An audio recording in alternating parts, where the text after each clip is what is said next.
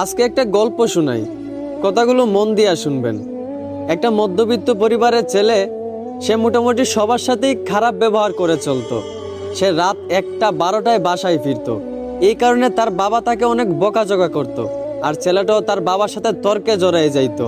ছেলেটা যখন বন্ধুদের সাথে বাইরে আড্ডা দিত, তখন তার একটা বন্ধুর সাথে সে অনেক খারাপ ব্যবহার করত। ওই বন্ধুটাকে সে পাত্তাই দিত না। এইভাবে সবার সাথেই সে খারাপ ব্যবহার করে চলতো। একদিন সে ডাক্তারের কাছে যাওয়ার পর তার ক্যান্সার রোগ ধরা পড়ে।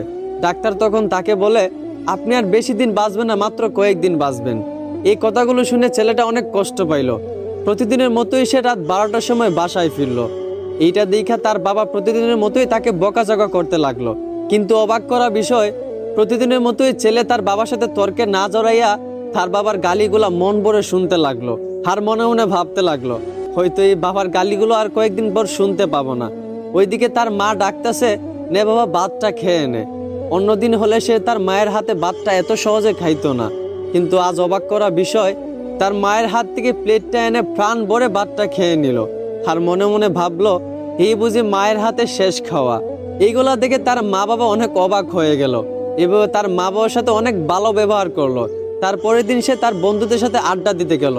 যেই বন্ধুটার সাথে সে সবসময় খারাপ ব্যবহার করত, ওই বন্ধুরা তাকে আজকে একটা গালি দিছিল।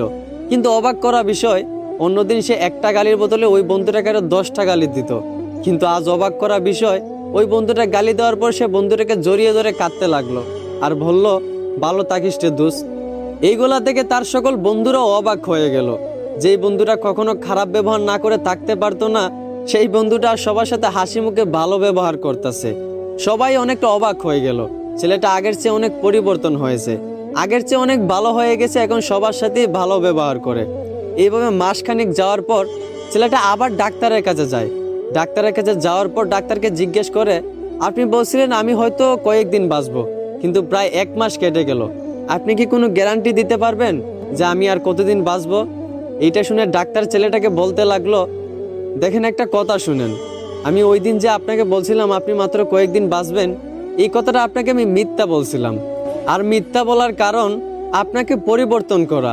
আপনি আগে সবার সাথেই খারাপ ব্যবহার করতেন। আপনার বাবা যদি আপনাকে বকাঝকা করত, আপনার বাবার সাথেও আপনি তর্কে জড়াই যাইতেন। কিন্তু আপনি যখন জানতে পারলেন আপনি আর মাত্র কয়েকদিন বাঁচবেন, আপনার মরণের কোনো গ্যারান্টি নাই, তখন আপনি সবার সাথে ভালো ব্যবহার করতে লাগলেন। এই বন্ধুটাকে আপনি গালি ছাড়া দিতেন না, সেই বন্ধুটাকেও আজকে আপনি ভালোবাসা দিলেন। আসলে এইখান থেকে আমরা একটাই শিক্ষা পাই, যে প্রত্যেকটা মানুষ যদি তার মরণের কথা স্মরণ করত, যে হয়তো বা আজও তো মারা যেতে পারি, কালও তো মারা যেতে পারি, এখনো তো মারা যেতে পারি, এইভাবে যদি প্রত্যেকটা মানুষ তার মরণের কথা স্মরণ করত, তাহলে দেখতেন কোনো মানুষই দুনিয়াতে খারাপ ব্যবহার করতো না, কেউই কারোর প্রতি কোনো অভিযোগ রাখতো না, কেউই কাউকে মাফ না করে থাকতে পারতো না। প্রত্যেকটা মানুষ যদি তার মরণের